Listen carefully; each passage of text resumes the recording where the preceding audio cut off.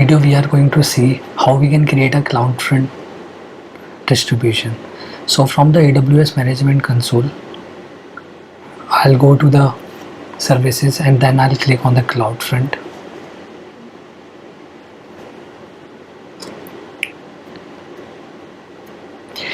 Here at the distribution, you will create on create distribution, and we'll select the web one,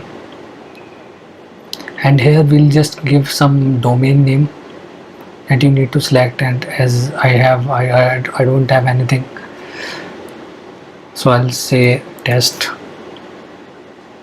Okay, the custom path I'll just kept it all the settings as it is. The TTL things is as it is, everything. I'll just click on create distribution, but it will say that these will need the DNS you must specify it is not valid. Okay, so you should have a valid DNS. Maybe you should have an elastic load balancer or something. So what I'll do now, I'll just go to the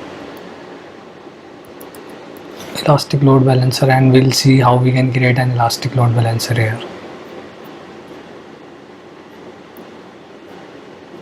Okay, so this is the type of the load balancer. We'll click on click load balancer and then we'll select probably application load balancer one, and in that we'll just say the test load balancer, and we just kept the thing as it is. We'll create it in the default VPC, and okay, we'll select only.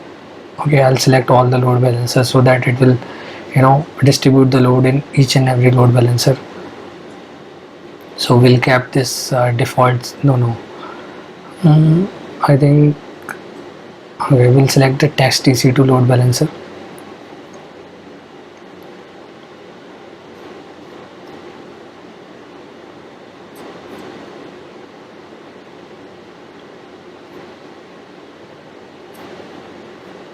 Okay, now we'll add the routing target, so it will ask me to give some target name.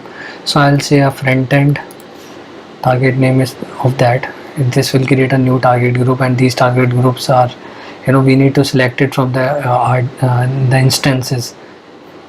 So right now we don't have any instance, so we'll just create the load balancer with this. So this is how you will create a load balancer named test.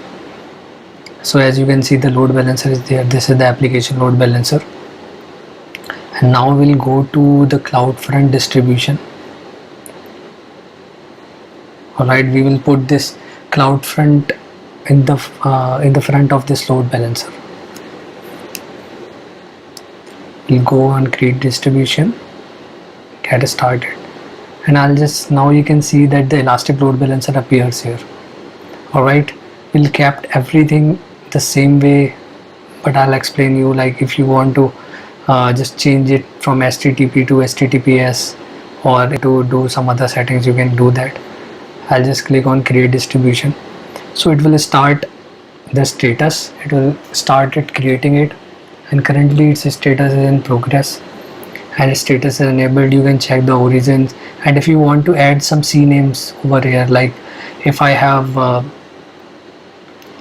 kind of www.google.com, facebook.com, anything that I can add in this distribution, and that should be displayed in this CNAME. So for now this will be in this state. It will take quite a few time to load. Meanwhile, I'll show you the settings. So it is supporting this, and IPv6 address is also enabled here. Distribution status is in progress. These are the origins. This is the origin ID. This is your main load balancer. Restrictions, invalidation, tags. Okay, so right now in this video, what I'm trying to explain you is that, like suppose I have created a data load balancer, and in that load balancer there are multiple domain names that are serving through the load balancer, and in the front of the load balancer I have created a CloudFront distribution. So with that, how can you remove the cache, how can you invalidate the cache, that I'm going to show you. So till then, it's going to be created within 1 or 2 minutes now. So I'll go and tell you where you can change it. As you can see, this tab, invalidation tab, this invalidation tab will help you remove all the caching. And suppose I have 4 domains and I have to just remove everything from them, from every path, then what I'll do, I'll just slash star, I'll just create invalidated. So this will start in progress, and this is the only way how you can create CloudFront distribution and you can remove the cache. Thank you.